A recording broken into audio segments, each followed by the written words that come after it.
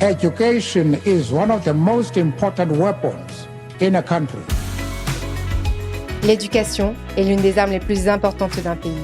Cette citation de Nelson Mandela met en évidence la nécessité de garantir l'accès à tous et à toutes à une éducation de qualité tout au long de la vie et dans des conditions d'équité. C'est le cœur de l'objectif de développement durable numéro 4. Aujourd'hui, nous allons découvrir 3 acteurs. L'UNESCO avec Lili Neyestani, l'école HEC Paris avec Bénédicte Fèvre-Tavigno et l'association Equalis avec Rachid Warti. Bonne écoute!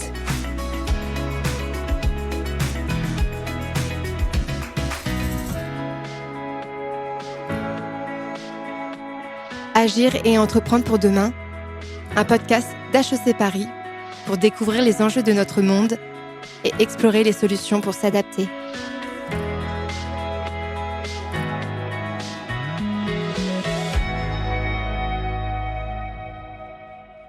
Bonjour Lili Neyestani. Bonjour Marion-Amy. Vous êtes chef de section de l'Objectif de développement durable 4 à l'UNESCO. Est-ce que vous pourriez nous parler actuellement de l'éducation dans le monde et de l'Objectif de développement durable 4 ?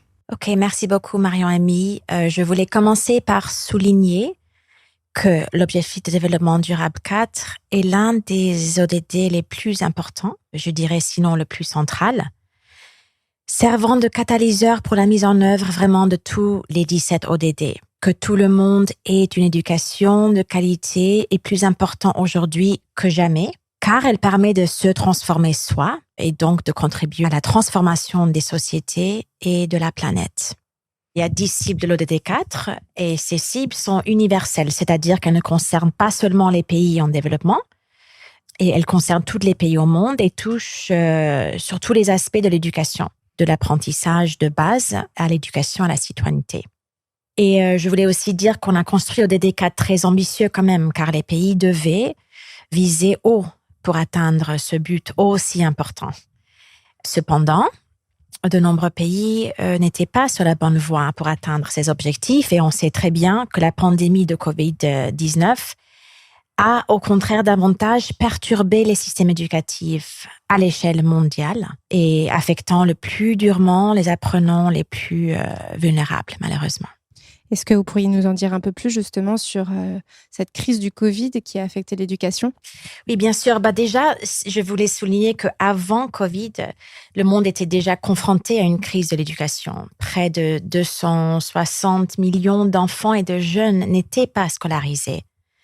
Et seul un élève sur 4 terminait le cycle primaire et secondaire d'ailleurs, et des milliers d'apprenants n'atteignaient pas les normes minimales et les taux d'alphabétisation des adultes étaient vraiment inacceptables.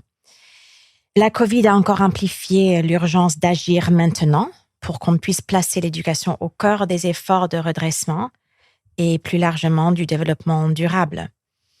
La crise a paralysé les systèmes éducatifs du monde entier. Et on sait que plus de 1,6 milliard d'apprenants, soit plus de 90% de la population étudiante mondiale dans plus de 190 pays, se sont retrouvés en dehors d'une classe de salle du jour au lendemain en raison des fermetures d'écoles de Covid-19. Quelles en sont les conséquences du coup ? La pandémie a mis en lumière les fractures numériques.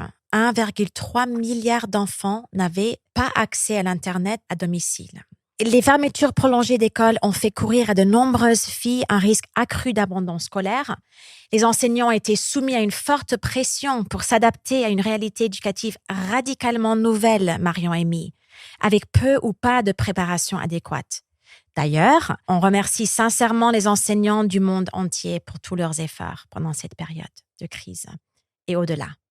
Les effets en chaîne des fermetures d'écoles sont alarmants, Marion-Amy, et vont bien au-delà de l'apprentissage. Certains enfants resteront définitivement non scolarisés. L'UNESCO avait estimé que jusqu'à 24 millions d'élèves ne retourneraient pas à l'école. Je voulais aussi attirer ton attention à un récent rapport conjoint qu'on a fait l'UNESCO avec la Banque mondiale et l'UNICEF sur l'état de la crise mondiale de l'éducation. Et on voit qu'en raison de l'apprentissage et des compétences perdues pendant les fermetures d'écoles, cette génération d'élèves risque aujourd'hui de perdre 17 000 milliards de dollars de revenus à vie en valeur actuelle, soit l'équivalent de 14% du PIB mondial actuel. Que font les gouvernements pour pallier ces problématiques? Étonnamment, il y a moins de 3% des plans de relance des gouvernements qui ont été alloués à l'éducation. Et dans les pays à revenus faibles et moyens inférieurs, la part est inférieure à 1%, qui est véritablement problématique. La majorité des pays n'atteignent pas les objectifs de financement convenus en 2015, quand on a fait ce plan ambitieux pour ODD 4, alloué à l'éducation 4 à 6% du PIB ou 15 à 20% des dépenses nationales. On est encore loin de là. Le déficit de financement d'éducation est donc colossal en raison de l'impact de la pandémie. Il pourrait même s'élever à 200 milliards de dollars par an. Finalement, le message est clair. Il ne peut y avoir de retour au statu quo. Nos systèmes éducatifs doivent absolument devenir plus résistants aux chocs futurs. Les leçons que nous tirons de la pandémie sont un appel à la transformation. Car malgré les défis, la pandémie a également réaffirmé, Marion Emy, que l'éducation est un bien public mondial. Elle est un droit humain fondamental, un moyen de progrès et d'avancement des nations. Cette conviction, d'ailleurs, constitue le fondement de la mission du mandat de l'UNESCO en tant qu'agence spécialisée des Nations Unies pour l'éducation. Justement, que fait l'UNESCO pour répondre à ces enjeux? Le rôle de l'UNESCO est de soutenir et d'accompagner les États pour délivrer une éducation de qualité pour tous. Et comment vous faites ça? Pour commencer, pour soutenir les pays pendant la crise, l'UNESCO a lancé une coalition mondiale pour l'éducation sans précédent, rassemblant plus de 200 organisations internationales, y compris le secteur privé, la société civile, les médias et plein d'autres, regroupant vraiment les forces de tous les acteurs concernés. Alors, à travers cette coalition, nous avons soutenu plus de 112 pays à travers le monde, avec des matériels, des ressources, des appareils, appuyé à la connectivité, la formation des enseignants et en donnant des outils adaptés aux contextes locaux. Tout ça en vue, d'un côté, pendant la crise, c'était pour assurer la continuité des apprentissages pour tout le monde, en particulier les plus vulnérables, et aussi d'assurer la réouverture des écoles en toute sécurité. Et maintenant, c'est aussi pour assurer que les programmes de rattrapage ne laisseront pas certains élèves en arrière. D'ailleurs, aujourd'hui, 25 membres de la coalition ont mobilisé un soutien à l'Ukraine. Et des aides sont déployées par le ministère de l'Éducation et des Sciences. Donc, l'UNESCO mobilise cet effort actuellement. Je tiens à dire que la crise a également été l'occasion de repenser l'avenir de l'éducation. Une réflexion mondiale que l'UNESCO avait déjà lancée en 2019 d'ailleurs. Quel est l'objectif de l'éducation? Comment est-ce qu'elle peut transformer les sociétés? Et comment est-ce que l'éducation de l'avenir devrait être? Et pour finir, surtout sur quoi moi je travaille actuellement, l'UNESCO, en tant qu'agence chef de file des Nations Unies pour l'éducation, est mandatée de coordonner et de suivre au niveau mondial l'ODD 4. Et plus concrètement, cela se traduit de quelle manière? De la même façon qu'on a été mené à repenser les systèmes éducatifs et l'éducation, on a aussi été mené à repenser la façon dont la communauté internationale travaille ensemble pour appuyer les pays pour arriver vers l'ODD 4. L'année dernière a marqué un tournant dans la coopération mondiale en matière d'éducation, avec l'adoption d'une proposition concrète pour une collaboration plus efficace pour l'ODD 4. On a créé un nouveau mécanisme de coordination mondiale qui joue aujourd'hui un rôle central dans le suivi des progrès des États membres et des contributions des acteurs internationaux, ainsi que dans la recommandation d'actions prioritaires pour l'éducation.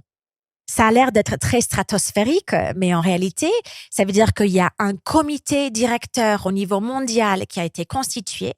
Les membres de ce comité représentent tous les acteurs de l'éducation, à la fois les États membres de toutes les régions du monde. Ils représentent les enseignants, les jeunes, la société civile, le secteur privé. Et eux, ils se réunissent pour voir comment est-ce qu'ensemble, ils peuvent d'un côté aider le monde à déterminer des priorités pour qu'on puisse se joindre dans nos actions collectives pour appuyer ces priorités et de l'autre côté, de suivre les progrès des pays pour pouvoir ensuite voir où sont les lacunes et comment est-ce qu'on peut collectivement appuyer ces pays vers l'ODD 4. La dernière année, on a eu 3 réunions mondiales sur l'éducation où des douzaines de ministres de l'éducation et des dirigeants de la communauté mondiale sur l'éducation se sont réunis pour voir comment est-ce qu'on peut mettre l'éducation plus haut dans les agendas politiques du monde et comment est-ce qu'on peut faire un grand plaidoyer pour le financement de l'éducation qui est absolument clé.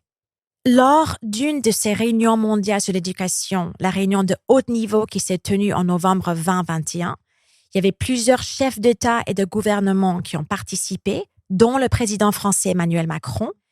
Avec de nombreux ministres de l'éducation, ils ont adopté la Déclaration de Paris, qui est un appel mondial lancé par l'UNESCO et la France pour accroître les investissements dans l'éducation à la suite de la crise du Covid et au-delà. L'année 2022 est en fait une année clé pour l'éducation. Il y a le sommet sur la transformation de l'éducation du secrétaire général des Nations Unies. Ce sommet a adopté en fait les pistes d'action prioritaires de ce comité directeur de l'ODD4 qui sont l'école inclusive, équitable, sûre et saine. Deuxièmement, l'apprentissage et compétences pour vivre, travailler et promouvoir un développement durable. Les enseignants, l'enseignement et la profession enseignante. L'apprentissage et la transformation numérique et, comme vous avez bien souligné, le financement de l'éducation. Ce sommet permettra des engagements concrets sur ces pistes d'action pour que vraiment les pays puissent avancer vers l'ODD4 et pouvoir transformer leur société. Je termine, Marion-Amy, par dire que l'éducation et l'apprentissage se fait tout au long de la vie et que c'est vraiment la responsabilité des États d'assurer que l'éducation est placée au centre de leurs priorités. Nous comprenons que le droit à l'éducation pour tous est fondamental et doit se faire par les pays. Nous allons maintenant découvrir comment une professeure d'HEC Paris travaille à mettre le développement durable au cœur de l'éducation de notre école.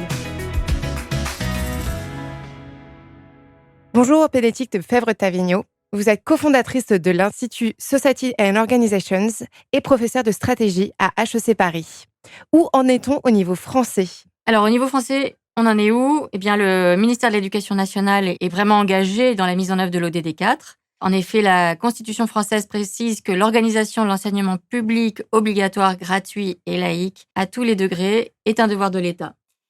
Je ne suis pas, à vrai dire, spécialiste au niveau primaire et secondaire, mais évidemment, il est important qu'en tant que professeur du supérieur, je comprenne comment les élèves sont formés auparavant. Alors, l'éducation nationale, c'est plus de 12 millions d'élèves qui fréquentent les écoles, les collèges, les lycées et qui sont accueillis par près d'1 million d'enseignants, de personnel d'éducation, d'administration et de direction.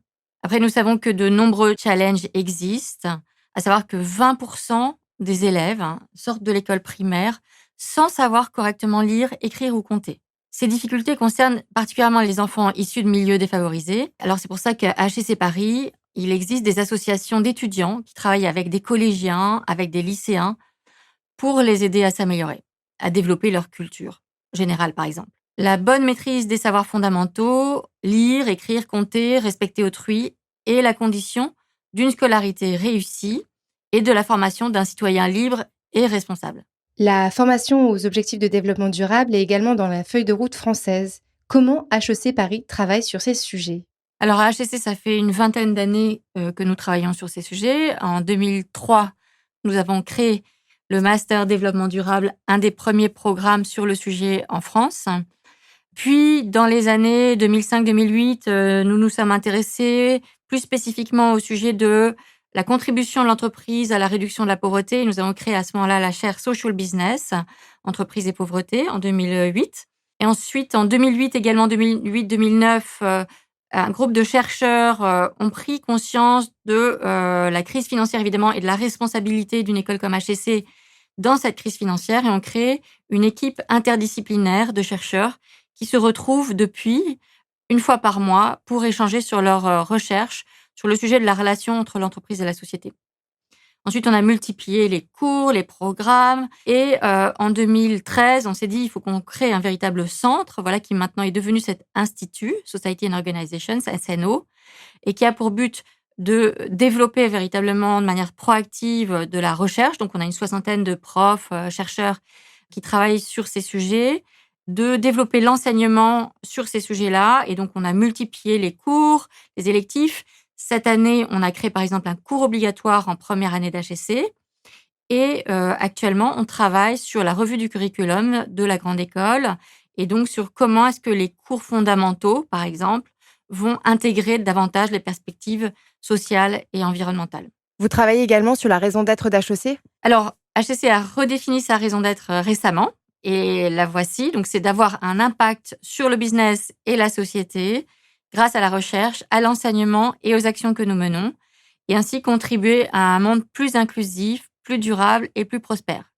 Voici notre raison d'être. Vous voyez qu'il y a 3 piliers qui sont la recherche, l'enseignement et aussi l'action, c'est-à-dire l'action que nous menons par exemple avec les entreprises, avec les autres organisations comme les ONG, les pouvoirs publics, pour les aider à construire ce monde plus inclusif et plus durable. Vous parliez justement de travail avec les entreprises. Comment est-ce que vous travaillez avec elles pour les former peut-être les dirigeants au développement durable ou les salariés? Oui, alors nous avons développé pas mal de programmes de formation continue, donc ciblant les managers, les dirigeants, pour leur faire comprendre bien sûr les limites planétaires, l'urgence de ces défis environnementaux et aussi sociaux, et que combien tout cela s'articule, pour leur faire comprendre les limites planétaires, par exemple les limites liées au climat, liées à la biodiversité, et aussi les défis sociaux tels que la montée des inégalités, leur faire comprendre aussi combien tous ces enjeux s'articulent et sont intrinsèquement liés. L'idée, c'est aussi à travers ces programmes de formation continue qu'ils comprennent combien l'entreprise est sous une pression croissante des différentes parties prenantes, que ce soit le régulateur, la société civile, les ONG, les consommateurs, les jeunes et les moins jeunes parfois, et même les financiers. Et leur faire comprendre également qu'il s'agit non pas d'être dans une attitude défensive, mais qu'il est même dans leur intérêt d'être proactif et d'intégrer tous ces sujets-là dans la stratégie même et dans les pratiques de leur propre entreprise.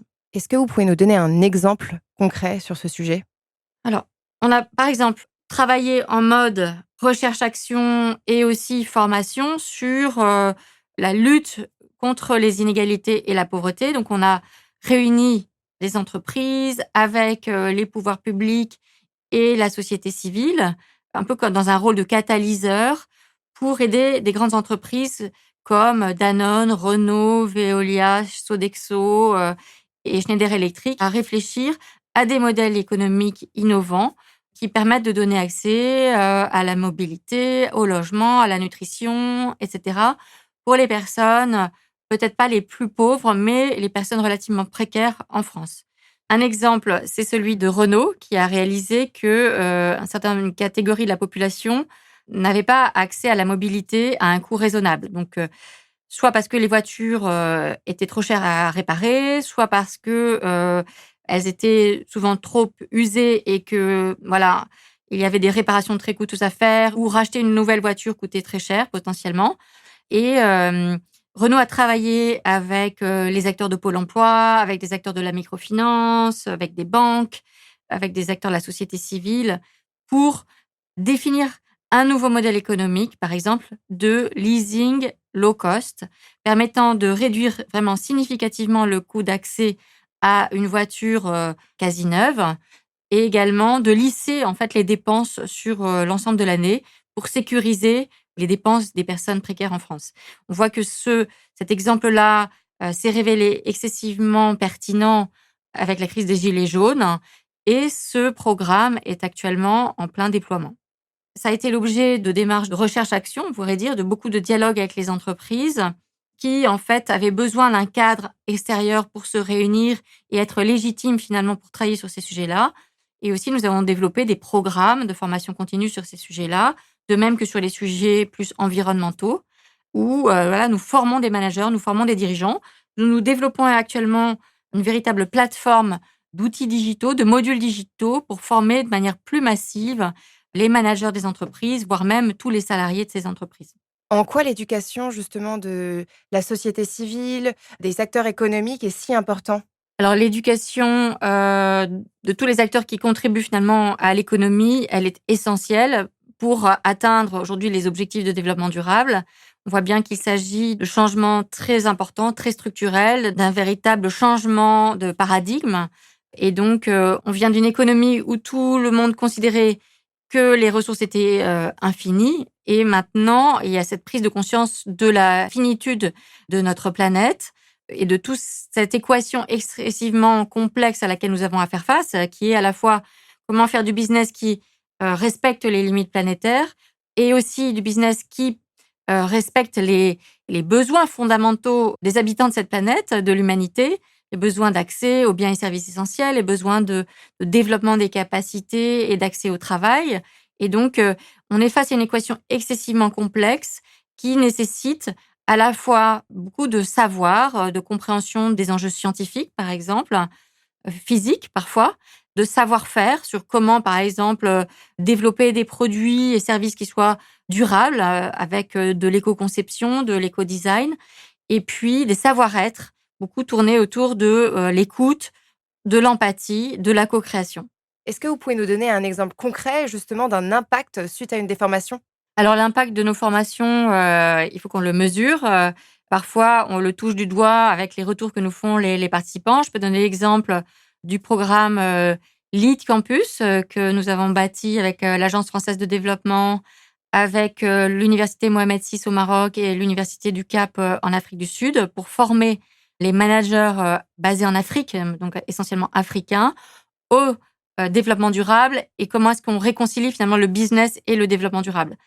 Bien récemment, un de nos participants de l'an dernier nous disait que ce programme avait changé sa vie, qu'il avait une perspective très business au départ et que désormais il travaille par exemple dans une entreprise qui est sur l'accès à l'énergie pour tous. Il va dans les villages de Côte d'Ivoire former par exemple les jeunes des villages à la maintenance des panneaux solaires et de tout l'équipement solaire. Et lui-même disait que ça avait transformé sa vie et que de voir ces jeunes aussi ne pas tomber dans la délinquance et avoir un but à leur propre vie à travers cette nouvelle activité, eh bien, c'était quelque chose qui lui donnait l'envie de se lever le matin. Et c'est vrai que ce programme-là nous fait toucher du doigt vraiment l'enjeu de cette transformation de culture et de cette transformation des pratiques et combien le business peut être au service de la résolution des objectifs de développement durable, comme l'accès à l'énergie, comme l'accès à l'eau. Et ce programme nous enseigne aussi combien l'innovation inversée est quelque chose de très intéressant, très pertinent et combien nous avons beaucoup à apprendre aussi de ce qui se passe dans ces pays-là. Et à travers ce programme, l'idée, c'est que les Africains inspirent les Africains et aussi les Européens à travers les innovations qu'ils mènent sur ces sujets de développement durable. Autre exemple, là, plus en France, d'étudiants que nous avons formés dans le master développement durable, puis dans le certificat sur l'économie inclusive. Ce sont 2 étudiantes, 2 anciennes, qui ont créé un fonds d'investissement à impact, ou plutôt un fonds de philanthropie à impact très innovant, mettant en place des mécanismes innovants de type contrat impact social pour aider des entreprises sociales comme par exemple Wake Up Café qui fait de la formation dans les prisons, donc à obtenir beaucoup plus de financement et à se déployer. Quelles sont, selon vous, justement, les qualités ou conditions requises pour une telle transformation des mindsets, des habitudes et des consciences ? Alors, les conditions requises pour cette transformation culturelle, aussi bien à l'intérieur d'HEC qu'à l'intérieur des entreprises, par exemple, eh bien, c'est la détermination, la ténacité, on va dire la persévérance. Cette transformation, elle ne se fait pas du jour au lendemain. Il faut beaucoup de patience.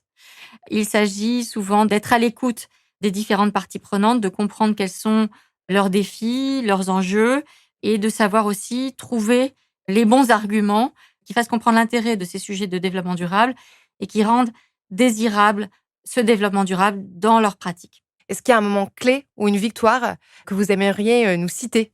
Alors, victoire, c'est un grand mot. Un moment clé, un tournant pour nous, c'est évidemment cette année avec, comme je le disais tout à l'heure, les cours obligatoires qui ont été mis en place dans la première année de la grande école. Également, la revue du curriculum dans laquelle nous sommes impliqués pour voir comment intégrer ces perspectives environnementales et sociales. Mais nous sommes loin d'être arrivés et donc le chemin continue. Un long chemin reste à parcourir pour garantir et transformer l'éducation. Partons maintenant à la découverte de l'association Equalis, qui aide des personnes éloignées de l'emploi à se former et à développer des activités pour réduire la fracture numérique. Bonjour Rachid Ouarti. Bonjour Marion. Vous êtes responsable du pôle de l'insertion par l'activité économique de l'association Equalis, que nous accompagnons dans l'accélérateur ESS d'HEC Paris. Vous allez venir nous parler aujourd'hui de l'insertion par l'activité plutôt numérique. Qu'est-ce qu'Equalis fait et met en place actuellement sur ce sujet-là et surtout pourquoi ? Bonjour Marion. Effectivement, nous avons mis en place une action par rapport à l'insertion et surtout lutter contre la fracture numérique depuis peu. Equalis est une association qui permet justement d'accompagner beaucoup de gens en difficulté. On s'est beaucoup développé depuis quelque temps sur la lutte contre le gaspillage et aussi sur la possibilité d'aider des gens en difficulté en utilisant des slogans qui leur permettent plus facilement d'intégrer le monde du travail. Et très vite, on a développé, nous, des actions, notamment sur la récupération d'objets et le réemploi de ces objets. On s'est aussi rendu compte que des personnes que nous accompagnons ont des grosses difficultés à accéder à l'information, à l'éducation, notamment cette nouvelle éducation qui passe énormément par les réseaux sociaux, par l'informatique, par la communication moderne et nouvelle. Quelques chiffres nous ont quand même alertés sur ces questions de la nécessité pour que nous intervenions aussi sur ce champ-là. C'est qu'on s'est rendu compte avec des chiffres que nous avons pu récupérer, plus de 20% des personnes aujourd'hui sont concernées par une fracture numérique. On s'est rendu compte aussi qu'un tiers des personnes qui sont fragilisées manquent de compétences. Même quand elles ont parfois le téléphone ou des PC, elles n'ont pas pour autant l'information ou le langage ou les codes pour accéder à l'utilisation de ces équipements. On s'est aussi rendu compte qu'un quart de nos populations, ceux qu'on accompagne, nous, dans nos dispositifs d'insertion, un quart de ces populations ne savent pas s'informer ou n'arrivent pas à communiquer tant bien qu'elles ont en plus ces outils à leur disposition. Et encore plus profondément, on a aussi pointé que parmi ces publics que nous accompagnons, on a quand même des personnes qui ont besoin de bénéficier d'un apprentissage ciblé. Ces éléments nous ont induits et nous ont aussi intéressés pour que nous, on puisse aussi peut-être réorienter certaines de nos actions et travailler aussi sur le développement d'une filière autour du numérique et pourquoi pas un chantier résolument tourné vers limiter cette fracture numérique en mettant en place des apprentissages, mais aussi du reconditionnement de PC. Et comment est-ce que vous mettez justement ça en place et quelles en sont les conséquences justement, ou même plutôt l'impact pour les salariés et les personnes que vous formez? Alors aujourd'hui, c'est une action qui a démarré il y a à peine environ 6 mois.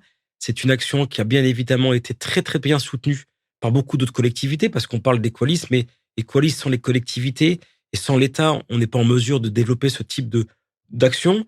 Je voulais quand même préciser qu'on est localisé sur un territoire ciblé. On est plutôt sur le département du Val d'Oise, avec un fort soutien de villes comme Garges-lès-Gonesse, Sarcelles, une agglomération et un département, et des fonds européens. Et l'idée, c'est que on a aussi, nous, une expertise des publics fragiles qu'on accompagne dans nos différents dispositifs. Et par rapport à ce que nous avons pu mettre, ou du moins ce qu'on a pu voir par rapport au public que nous accompagnons, on a très vite perçu la nécessité, dans les formations qu'on leur dispense, d'avoir aussi un accès à l'informatique. Et l'idée est venue, nous, aujourd'hui, c'est de développer une activité qui nous permet de proposer à des personnes une formation, mais plus qu'une formation, aussi un travail.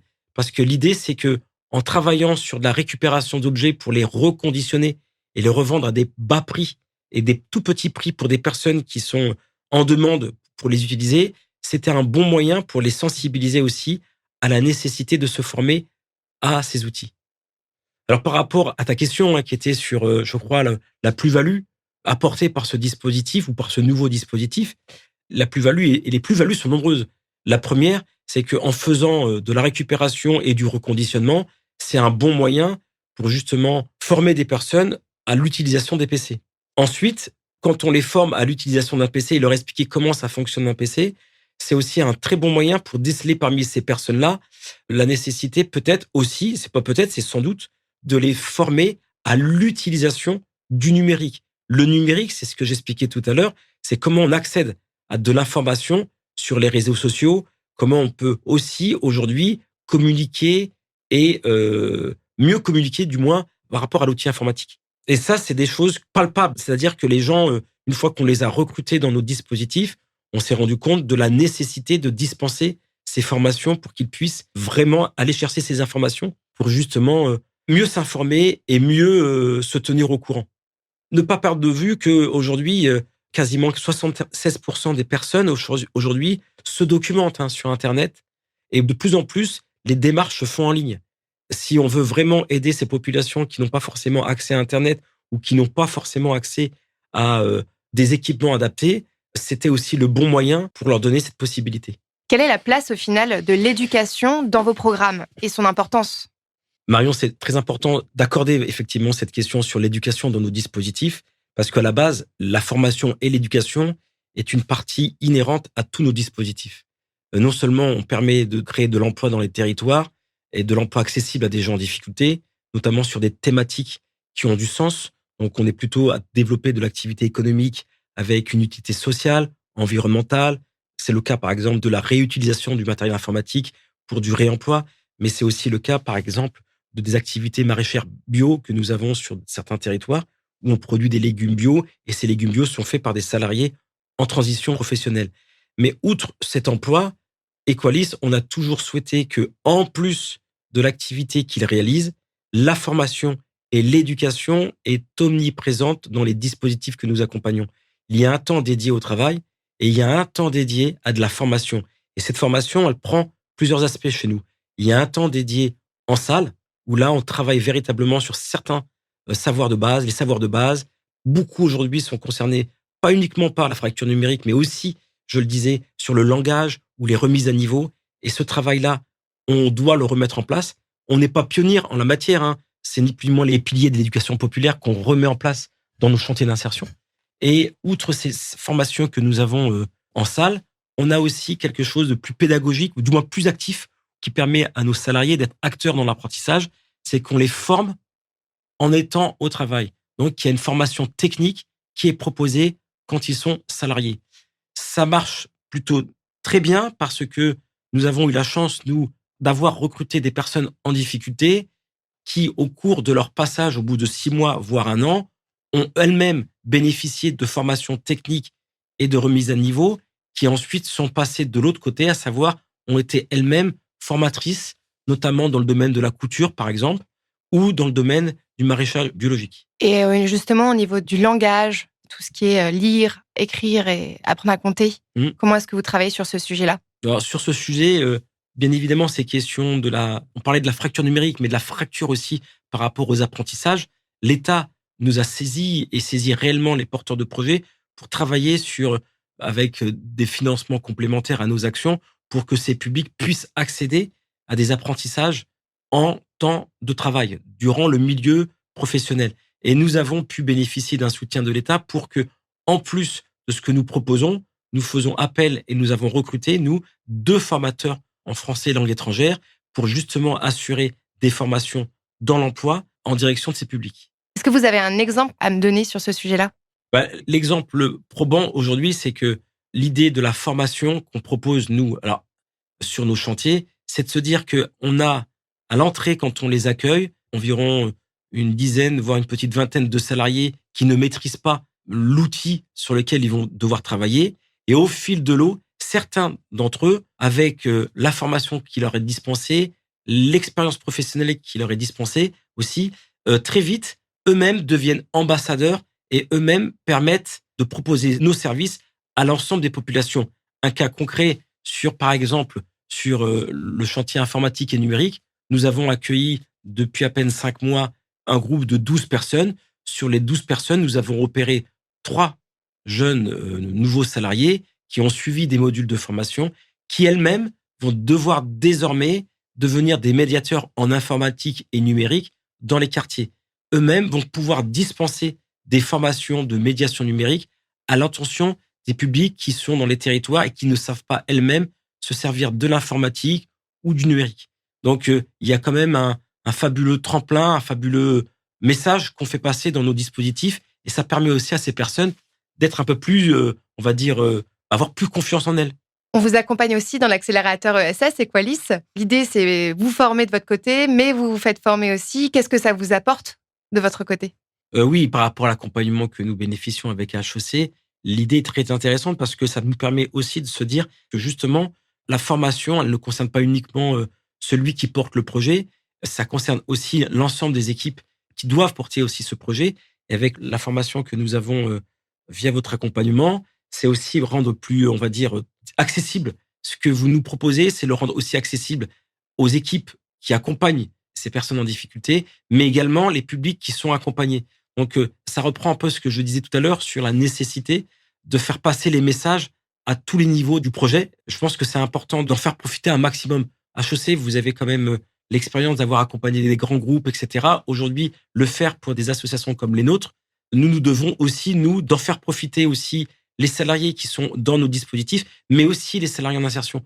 Donc, ça ressemble un peu à ce que nous faisons avec l'accompagnement des publics et surtout sur la formation qu'on veut leur proposer.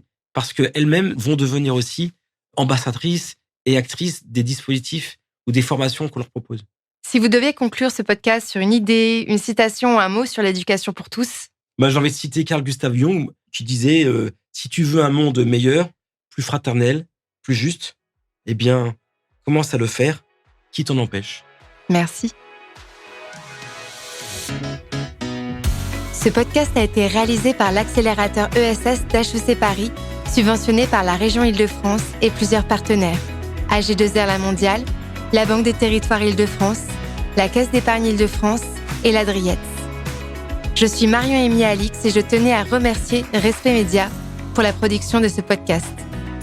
Vous souhaitez aller plus loin? N'hésitez pas à consulter le site d'HEC Paris pour y découvrir des informations et une bibliographie sur les objectifs de développement durable et l'entrepreneuriat à impact. À très vite pour un prochain épisode.